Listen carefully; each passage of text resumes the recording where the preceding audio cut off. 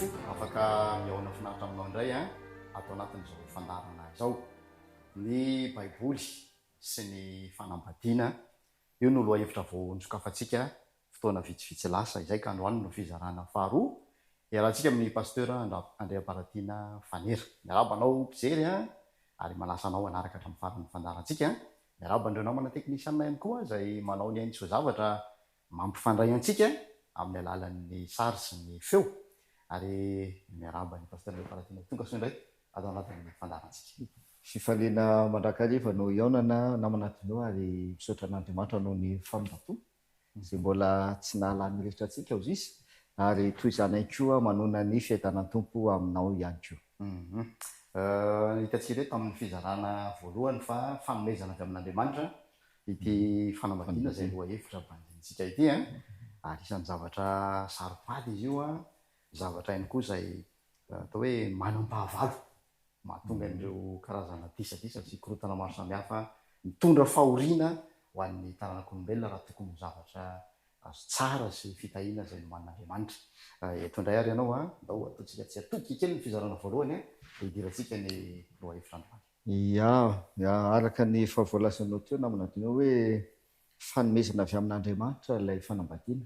fa ny tena marina tsangam-bato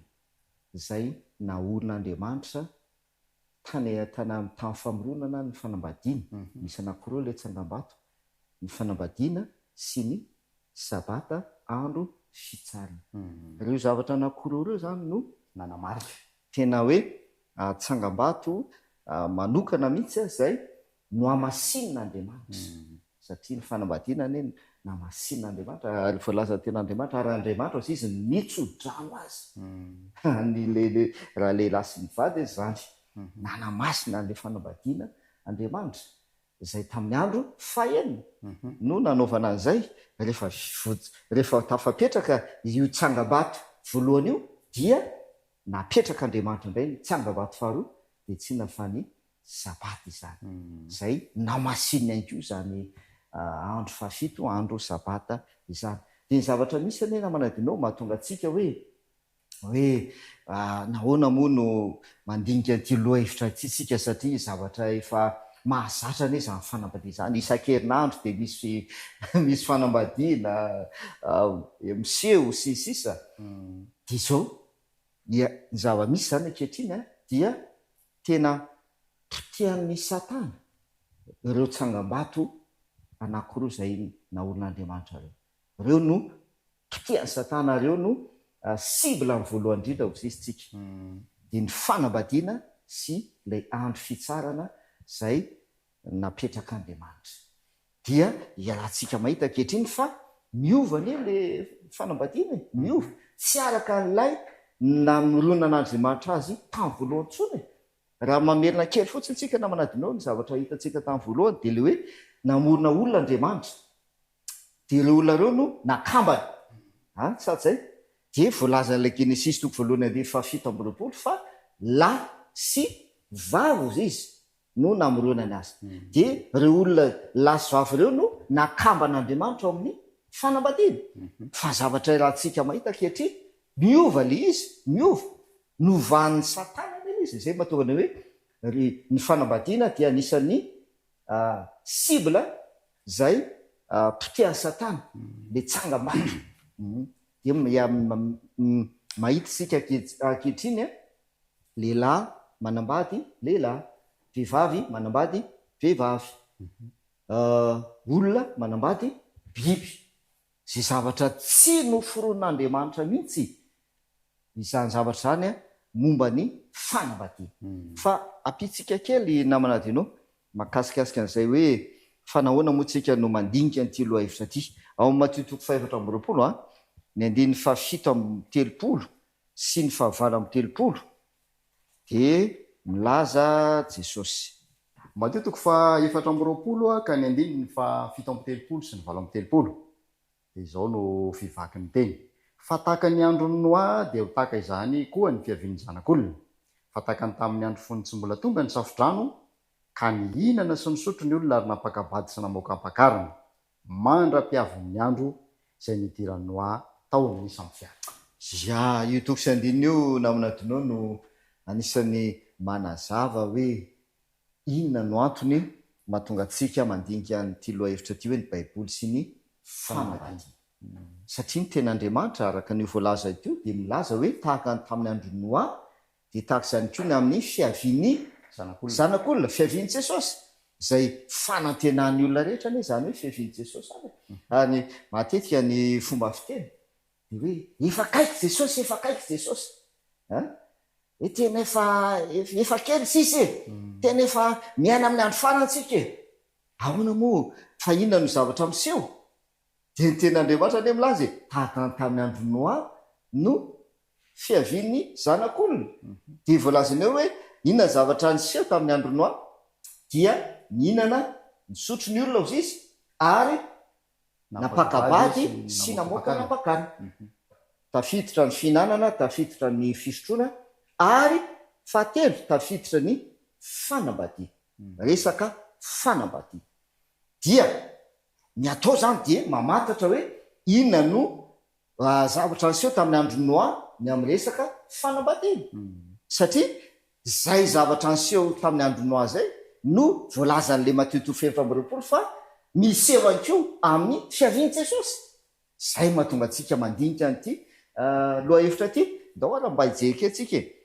Genesis 1 ny andiny voalohany ka hatramin'ny fahatelo Genesis 1 ny andiny voalohany hatramin'ny fahatelo ary raha vonia maro ny olona tambonin'ny tany ka teraka zazava maro dia hitany zanak'Andriamanitra fa tsara tareny zanakavavin'ny olona ka dia nifidy vady ho azy tamin'izy rehetra araka izay tiany izy ary hoy Jehova tsy mba hanapaka mandrakariva ao amin'ny olona ny fanahiko fa mifaniavany dia nofo izy nefa 20 taona ny androny io zany le zavatra niseho tamin'ny andro noa fa voalaza eo resaka fanambadiana voalaza eo namanadinao satsay anisan'ny eto zany dia mafitsika hoe anisan'ny antony nandringanana ny olona tamin'ny androny safodrano resaka fanambadiana de zay ankeo zy izy no miseho amin'ny fiaviany zanak'olona de tsy nafa amin'ny fiaviany jesosy fa de inona zavatra nataon'ny olona tam'zany tamin'ny andro noa zany de miresaka izy hoe ary raha vao ny amaro zy izy ny olona tambony tany dia ny ka niteraka zazavavy maro de hita ny zanak'Andriamanitra fa tsara tare ny zanakavaviny olona eo aloha zany hita amin'ny zanak'Andriamanitra le olona no nahita satsay le olona no nahita mijery tazana hoe tsara tare dia zavatra voalazana eo nataony izy izy ka de nifidy vady ho azy tamin'izy rehetra arak'izay tiany izy nifidy vady arak'izay ty iverina amin'io tsika amin'ity fizarana faharoa ty midingana zany zao no hojerevantsika le dingan'ny fanambadiana fa tamin'ny andro noa zany raha fitina kely voalaza eo naminadinao de zao le olona no mifidy arak'izay ty jere le ary ny fepetra na ny condition setsika dia inona no nijerendry zareo inona no hitany atsaratare zay endrika fatsaratare kanefa namorona an'Andriamanitra ny olombelona tany am-piandohany endrika Andriamanitra toetra le endrika Andriamanitra toetra n'Andriamanitra fa tsy hoe bika amanendrika fa toetra n'Andriamanitra le hoe noforoana araka ny endrika Andriamanitra le olona le lehilahy sy le vehivavy zay nakaman'Andriamanitra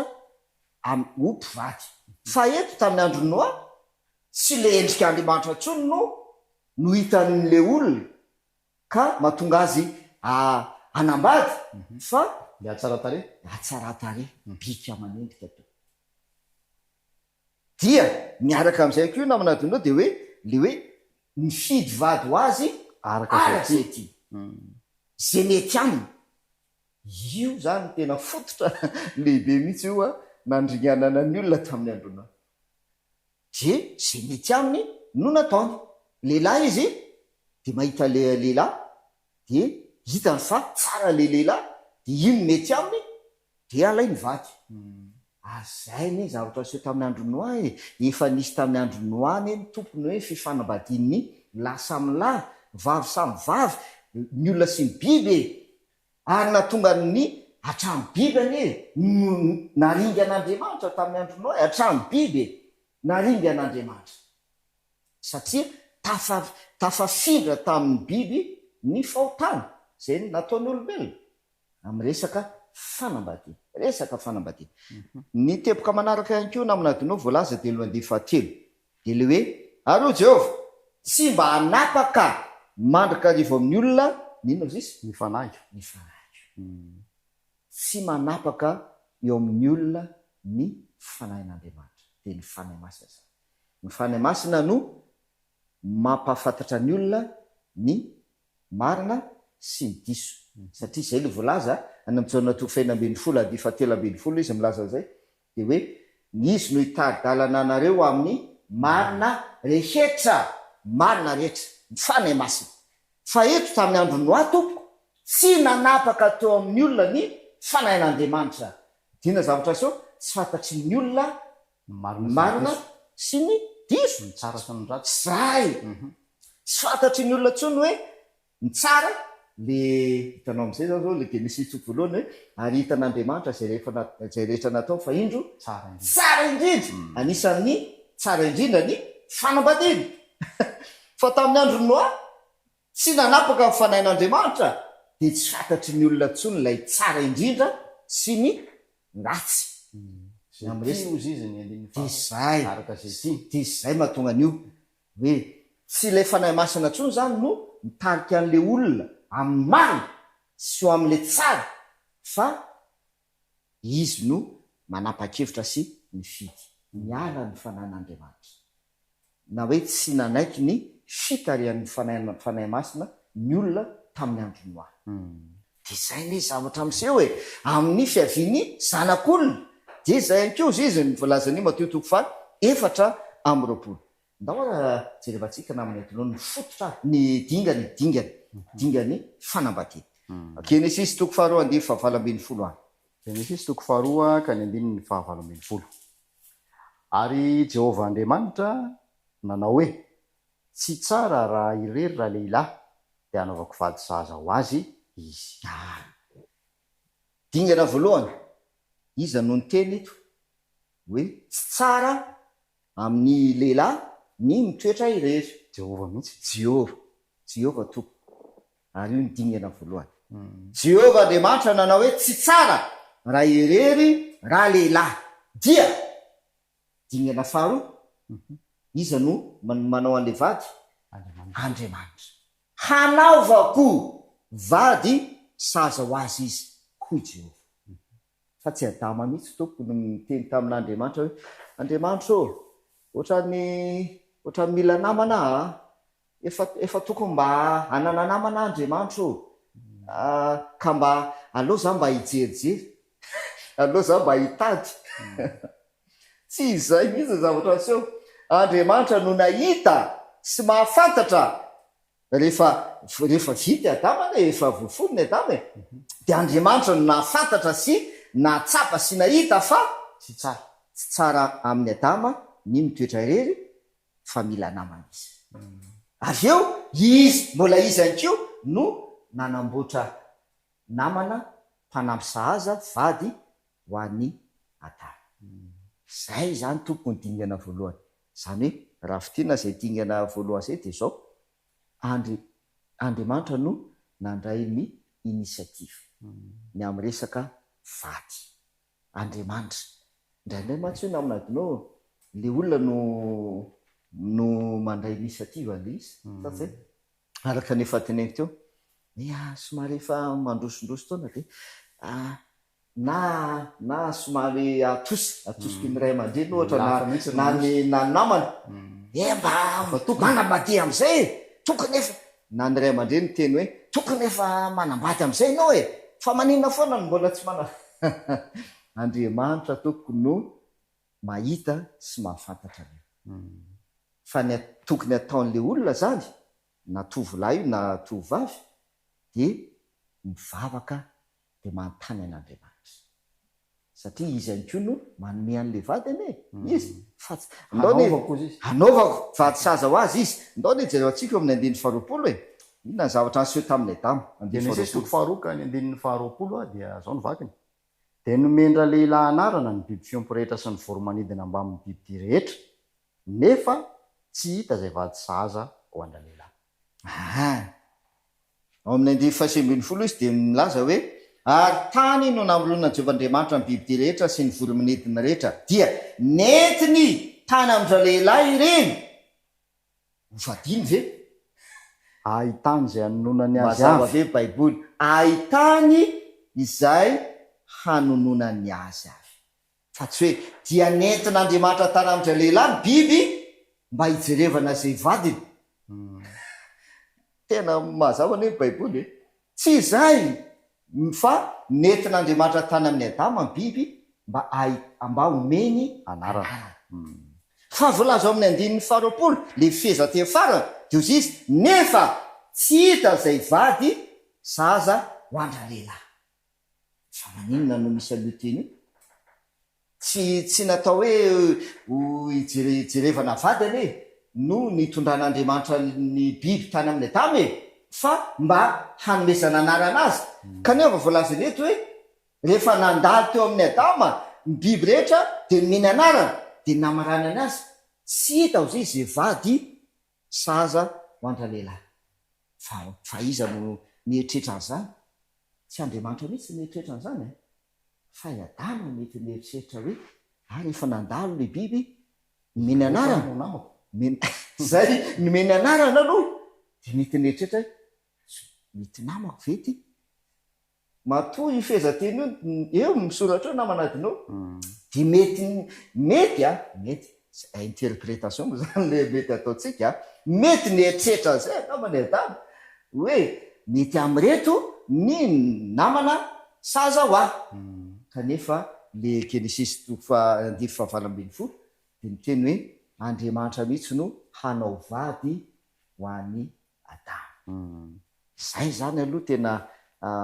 dingana ngeza be zay amin'ny resaka fanambadiana ity dia miaraka amin'izay koa namanadinao toko sy andininy efa nivaky itsika izy ity amin'ny andininy fahadimy ambin'ny folo Genesis toko faharoa ny andininy fahadimy ambin'ny folo. Ary Jehovahandriamanitra nitondra ny raha lehilahy ka namponina azy tao amin'ny sahitena hiasa sy hitandrina azy. Efa nivaky itsika io tamin'ny fizarana voalohany le hoe talohan'ny nahatongavan'ny Eva ilay vady zay nataon'Andriamanitra ho an'ny adama dia voalaza eo Jehovahandriamanitra nitondra ny raha lehilahy ka namponina azy tao ao amin'ny sahideny nanome fonenana ho an'ny adama Andriamanitra fonenana fa niaraka tamin'izay dia voalazany eo mba ninona ozy izy hiasa sy mitandrina azy nomen'Andriamanitra fonenana izy dia nomen'Andriamanitra asa izy dia nomen'Andriamanitra zavatra ho tandremana izy mba ho tandremana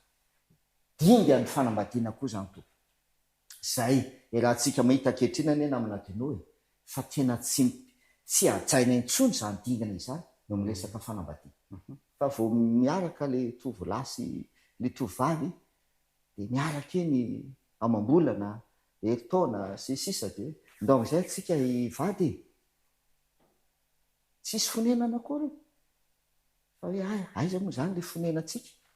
ao amin'ny dada sininy aloha no mipetraka vita le fanambadiana ao amin'ny dada sininy aloha talohan'ny nanambadiny Adama ny Eva dia efa nanana fonenana i Adama zay efa nanana fonenana i Adama ary efa nanana asa ihany koa sy zavatra zay tandremana tantanana zany eo amin'le fiainana zavatra tantanana mahafinaritra ny izy ty aika zany mila mitantana mpandraraha manana zavatra tantanana ankoatra le asa io samy hafa zany le hoe asa sy le hoe mitandrina samy hafa ireo dia io zany ny dingana nefa irahantsika mahita ozisa ankehitriny fa tsy ajaina intsony izany dingana voalazan'ny baiboly zany fa na dia tsy miasa azy dia miroso amin'ny fanambadiana na dia tsy manana fonenana azy dia miroso amin'ny fanambadiana. Iaratsika mihitiny zany ankehitriny satsay dia ndao ara jerevantsika ny nataon'Andriamanitra any ao amin'ny 1:20 sy 2:20. Genesis 2:1:20 sy 2:20. Ary Jehovahandriamanitra nasomby tory andra lehilahy ka dia natory izy, dia naka ny taolatezany anankiray izy ka nanakombona nofo solony. Ary ny taolatezana izay nalain'i Jehovahandriamanitra tamin'ndra lehilahy dia nataon'ny vehivavy ka nentiny tany amin'ndra lehilahy. Fomba namoron'Andriamanitra an'ilay vady io fa iverena kely le fanazahoana teo namina dinao le 15:20 le hoe fonenana asa sy fitantana. Indraindray izy io misy miseho amin'ny endrika anankiroa na zany mbola tsy tanteraka reo fepetrareo dia efa miroso amin'ny fanambadiana lay tovolahy sy lay tovavy, mbola tsy manana fonenana, tsy manana asa, tsy manana zavatra tantanana, dia tonga dia manambady fotsiny. Na zany zay le zavatra miseho. Fa misy ihany koa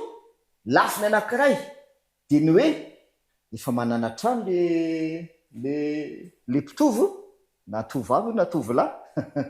efa manana trano izy, efa manana asa izy, dia mety hoe misy zavatra tantanany koa ao fa tsy mety manambady, tsy tapa-kevitra ny manambady. Misy koa izay lafiny izay izy manana trano, manana fonenana, efa manana asa, fa dia izy rery dia ny sainy zany amboariny aleo mijanona ohatran'izao aleo tsy manambady zany fa problema be zany manambady zany sisisy. Tandremo fandrika anankiray koa zay alefan'ny Satana. Andriamanitra tompo zay mahatonga antsika namaky an'ilay 2:20 dinga raha voalohany io. Andriamanitra no nahita sy niteny hoe tsy tsara raha irery raha lehilahy. Andriamanitra fa tsy Adama mihitsy. Dikan'izay ianao zany tsy ianao mihitsy zany no andeha hoe za indray za tsy hanambady za aleoko milamina mijanona ohatran'izao za manana trano, manana asa sisisa, milamina amin'ny fiainako, tsy dikidy, tsy tia hita olana zay moa zany tsy tia hita olana amin'izany resaka fanambadiana zany tandreo fa zay koa zany dia efa tsara baiboly koa zay fomba fisainana izay. Hojereo antsika any aorindrina any zay lohateny zay dia ny amin'ny resaka don du célibat satria voalaza ao amin'ny baiboly koa io fanomezam-pahasoavany tsy manambady. Misy an'izany ao amin'ny baiboly ao zay olona manana fanomezam-pahasoavany tsy manambady izy. Fa eto zany aloha dia mazava tsara fa Andriamanitra mihitsy no namorona vady ho an'ny Adama. Izy no nahita dia rehefa namorona izy ndao amin'izay toizantsika le fanazavana 2:20 sy 2:20 inona nataon'i Jehovah? Ary Jehovahandriamanitra nasondry tory andra lehilahy. Nasondria tory andra lehilahy. Napatorian'Andriamanitra i Adama, napatoriany. Dia rehefa napatorian'Andriamanitra i Adama dia naka taolatezana anankiray izy tamin'ny Adama zany ka nanakombona ny nofo ho solony. Nanao fandidiana mihitsy zany Andriamanitra. Tena mahafinaritra anie le baiboly. Rehefa namorona ny Eva Andriamanitra tsy mitaka namoronana ny Adama ny fomba namoronan'Andriamanitra ny Eva. Namoronana ny Adama ny vovotany tsisy nina fa tonga dia vovotany nasiana n'ilay fofinainy dia lasa olombelona. Fa rehefa namorona n'ilay vady izy dia niainga avy tamin'ny Adama zay efa nisy no naka taolana avy tao amin'ny Adama dia namoronany any Eva dia nasiana fofinaina ilay izy dia tonga olombelona ihany koa. Hiditra amin'le raisika le hoe nasondry atory andra lehilahy Andriamanitra. Fantany apetrako namana dinao hitany Adama ve ny namoronana ny Eva? Tsy hitany. Natory izy natory izy tsy haiko hoe raha am'izao andro enatsika zao zany ohatrany hoe ampianina lizy zany a na hoe akitalizena de hoe natao anesthésie zany adamo anesthésie générale na patorina de natory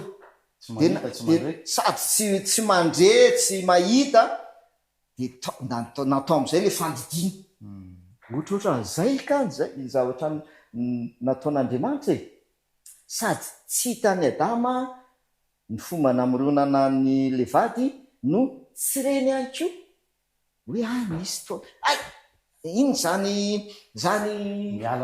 misy zavatra miala amiko zany tsy fantany akoho zany fa natory izy tompo natory izy mahafinaritra na manadinao 7:30 Genesis 3:7 ary hoy raha lehilahy ankehitriny dia taolana avy amin'ny taolako sy nofo avy amin'ny nofoko ity dia atao hoe vehivavy satria lehilahy no nanalana azy. mahafinaritra de io vo nihiratra masony adama tonga de eva nitany ary efa hitany eva de io ny teneny taolana avy amin'ny taolako ianao nofo avy amin'ny nofoko ianao tena avy amiko any ianao mahafinaritra bika io dinga amin'ny fanambadiana tsy hafa zany io olona io fa tena ny any io zay ny tiany adama tenena amin'io hoe taolana avy amin'ny taolako sy nofo avy amin'ny nofoko tenako ihany ianao tsy olona hafa ianao fa tenako ihany ianao mitovy amiko any ianao voniratra maso afatra no raisika any ny afatra voalohany no raisika mahakasika zay na manadina de zao ny amin'ny resaka fanambadiana tompoko Andriamanitra no miasa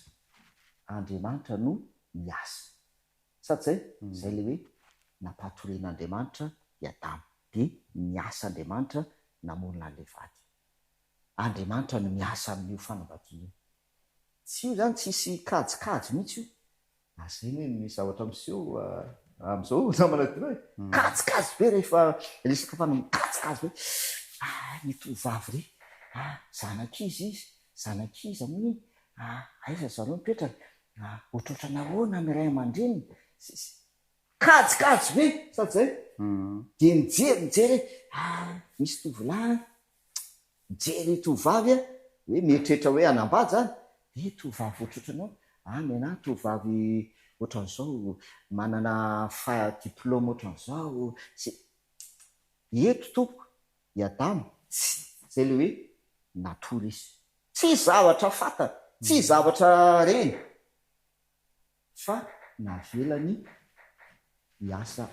Andriamanitra navelany asa tena afatra lehibe zany avelao Andriamanitra iasa ny amin'ny resaka fanambadiana misy ka zany moa na te zavatra manokana zany ao amin'ny baiboly ao namanadino mety efa fantatsika angambany nakana vady any Isaka sady zay de iny zany misy an'le hoe rehefa nandeha le mpanompony Abrahama de nangataka ino sy famantarana avy amin'Andriamanitra io hoe zay tovavy ohatran'izao ka manao an'izao ka manaiky ohatran'izao sisa de iny le izy mojerevantsika daholo zany hoe mbola azo atao hoe zany am'izao andro iainantsika zao sa manahoana le hoe mangataka famantarana fa ny afatra raisitsika aloha zany eto de hoe Andriamanitra mihitsy no miasa amin'ny resaka fanambadiana io tsy asan'olombelona io fa asan'Andriamanitra io satria Andriamanitra no miteny hoe hanaovako vady zaza ho azy izy no miteny hanaovako de izy no miasa tompoko de avelao Andriamanitra miasa zaza tokoa ny fa rehefa tsy zay mantsy lizy rehefa tsy manaiky ampatorian'Andriamanitra ianao fa ianao no mijeryjery hoe aiza raha lizy tsy mety ikipy le maso io misy heviny iny fa ianao no mijery zay mety aminao ahita tokoa ianao ahita ianao fa mety tsy tanteraka le hoe sahaza le izy de idirantsika le afatra faharoa mahakasika an'le tenin'ny Adama hoe rehefa nahitany evy izy de ozy izy taolana avy amin'ny taolako nofo avy amin'ny nofo ity de atao hoe vehivavy satria lehilahy no nanalana azy fantatry Adama fa avy aminy ilay vehivavy fata lehilahy izy izy nanalananao nahafantarana tama zany ny avy amin'ny lehilahy no nanamboarana an'le vehivavy fa mahafinaritra de zao le teny adamo taonana avy amin'ny taolako ianao nofo avy amin'ny nofoko ianao tena iray ihany ilay mpivady tena tsy hoe olo hafa zany le vady io fa mitovy tena aminao ihany ka le vadinao io zay le saza namanadinao zay le namana saza fa io zany tsika mahita le hoe ndraindray misy mpivady tsy tanteraka zay le hoe tena iray izy mivady de lasa ohatrany hoe anankiroa izy samy manana ny azy hoe ianao tena ianao tsy mitovy amiko mihitsy nao mbola idirantsika koa zay aorindrinao hoe ahoana ny ataony amin'ny fifandraisam-bivady relation du couple zany fifandraisam-bivady atateraka n'io teny adama io hoe io vadinao io tsy ho lafy io akory fa tena ray aminao ihany izy io mitovy aminao ihany izy io fa tsy ho lafy izy io satsy enare de asa mamony teny ahoana moa zany zao le mamony teny mamony vady aike zany le mamony vady mamony teny ianao satria taonana avy amin'ny tolo anao io nofo avy amin'ny nofona diratsika koa zany any aorindrina any am'le lohateny hoe fisaraha-panambady misy lohatena zay ho jerevantsika na divaosa zany anatin'ity fandaran'ity daholo za rehetrarehetra ndao tsika maraparana an'ity fizarana faharoa ty ary le hoe dingana ny amin'ny fanambadiana dingana zay nataon'Andriamanitra zany ny amin'le fanambadiana ndao vakitsika ny andininy fa 4 ary Genesis toko faharoa foantsika andeha fa 4 Genesis toko faharoa ka ny andininy fa 4 ary noho izany ny lehilahy dia andao ny rainy sy ny reniny ka hikambana amin'ny vadiny ary dia ho nofo iray ihany izy ireo dingana ikio itoko de mazava tsara mihitsy le voalazan'ny ten'Andriamanitra ary noho izany ny lehilahy no tenena ato fa l'homme moa izy ny tena dika teny fototra amin'izy io ny olona zany hoe vehivavy koa ao anatiny andaony rainy sy ny reniny andaony rainy sy ny reny koa ny vehivavy olona zany tiany olazaina amin'io fa nadikany hoe lehilahy izy eto ary noho izany ny lehilahy ny olona dia andaony rainy sy ny reniny zay zany dingana voalohany mandao ny ray aman-dreny le vehivavy sy le lehilahy mandao ny ray aman-dreny dia ikambana amin'ny vadiny izy ikambana amin'ny mampivady azy izy ary efa mikambana amin'ny mampivady dia nofo ray ihany tahaka n'ity alaitsika sary anohatra kely zany ty le lehilahy ty le vehivavy mandao ny ray aman-dreny le lehilahy mandao ny ray aman-dreny le vehivavy dia mikambana izy mikambana amin'le vadiny izy ary efa mikambana amin'le vadiny izy de lasa iray nofo anankiray de ty tompoko ray ty fa tsy roa raha ohatra zao izy de misy azo sarana satria fa ty anankiray ty tsy azo sarana ty de hojerevantsika koa zay any amin'ny lohateny ao arenany dinga amin'ny fanambadiana zavatra miseho koa na aminadinao de zao tsy ajaina koa io dingana io mbola tsy tanteraka akory le dingana voalohany le hoe mandao ny ray aman-dreny io zany le atsotsika zany hoe fanajana ny ray aman-dreny aranofo zay miteraka ray aman-dreny ara-panjakana zay manana fahefana ikio ny amin'ny resaka fanambadiana mila manaiky rehefa manaiky ny fanjakana fa mpivady le olona ekeny fanjakana fa mpivady de zay vao tena mpivady izy fa misy koa le ray aman-dreny fahatelo dia ny fivavahana na ny fiangonana zany ray aman-dreny ara-panahy zay mahatonga amin'ny fanambadiana hoentinanam-piangonana na de efa nekeny ray aman-dreny ara-nofo iny le hoe vodiondry sy ny sisa ary na de efa nekeny ray aman-dreny ara-panjakana vita soratra fa mbola hoentiny ao anatrehan'le ray aman-dreny ara-panahy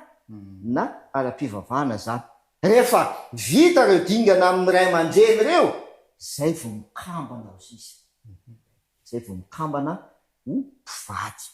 fa ny zavatra miseho tompo amin'izao andrainatsika zao tonga de mikambana le mpitovy le tanora tovolahy sy le tovovavy mifankaty de tonga de mikambana tonga de mikambana ohatra mivady mbola tsy vita akory ny dingany ray aman-dreny fa tonga de mikambana zay koa ne zavatra miseho hoe azo tena zava-misy ankehitriny momba fanambadiana zay mahatonga antsika mandinika ty lohahevitra ity satria tena efa novany satana miresaka fanambadiana nompoteny ary tena noravany mihitsy ilay tsangabato zay na olon'Andriamanitra de tsy mataitra ny olona tsony zany ankehitriny namanadina hoe tonga de mikambana kanefa tsy vita dingana teo amin'ny ray aman-dreny ara-nofo vodondry sisisa tsy vita dingana teo anatrehan'ny ray aman-dreny ara-panjakana tamin'ny alalan'ny fisoratam-panambadiana mariage civil tsy vita dingana teo anatrehan'ny ray aman-dreny ara-panahy de ny fiangonana fa tonga de mikambana de tonga de mivady aho maro ny zavatra mitafalatsaka ao anatin'izany ka soa ihany tsika fa mandinika nyity lohahevitra ity ahafantarantsika ny marina sy ny tena fototry ny fanambadiana araka ny namorona an'Andriamanitra azy tanam-piandoka lohateny rahateo hoe ny baiboly sy ny fanambadiana tena mahaliny ty lohahevitra ty menao fa tsy nandisy fanantenana anao ny fizarana faharoa zay narahantsika teto androany mbola lohahevitra lehibe mialalina trano no arahantsika eto amin'ny fiaonana manaraka fa ndao hoentina mavaka ave ty fizarana manty bas iaraka ivavaka tsika ary raha ina zay ny an-danitro fantatray ny marina voalazan'ny baiboly mahakasika ny fanambadiana fantatray ny fomba nampitoerinao sy namoronanao zany fanambadiana izany mahita nefa zay kehitriny fa tena rava potika simba ary voaloto tsy no antsaina intsony ny fototra zay nanorenanao zany fanambadiana izany na ho an'ny mpitovo zany raha mbola mpitovo na ho an'ny efa manambady aiko tompo ampiso mba tena iorina ao amin'ny teninao ka iaina araka ny voalazan'ny teninao satria ny teninao no fahamarinana ary aoka ny fanahinao hiasa sy hanapaka mandrakariva eo amin'ny fiainanay amin'ny anaran'i Jesosy amen de isaorana betsaka ianao manaraka ny fandarantsika hatramin'ny farany isaorana reo namana teknisiana zay mifanometanana na mifandray-antsika ary ankasitrana ny pasteur André Paratena Valera zay mbola vonona iara-dalina amintsika indray amin'ny fizarana manaraka veloma